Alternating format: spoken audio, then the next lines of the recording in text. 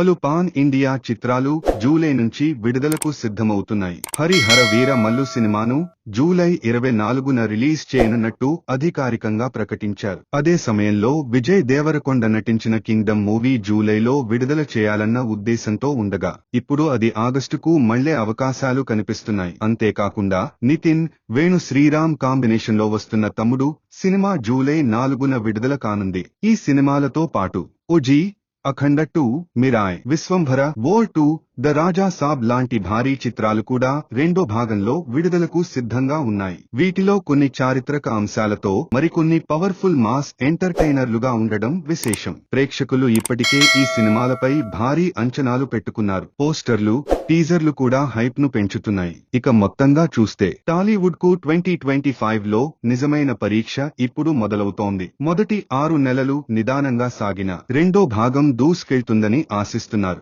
వాస్తవానికి ఇండస్ట్రీ ఉత్సాహంగా ఉండాలంటే ఒక్కటి కాదు, వరుస విజయాలు అవసరం. అందుకు అవసరమైన కంటెంట్ ఈ రెండో భాగంలో కనిపిస్తోంది. మరి ఈసారి టాలీవుడ్ ఎలాంటి విజయాలను అందుకుంటుందో చూడాలి.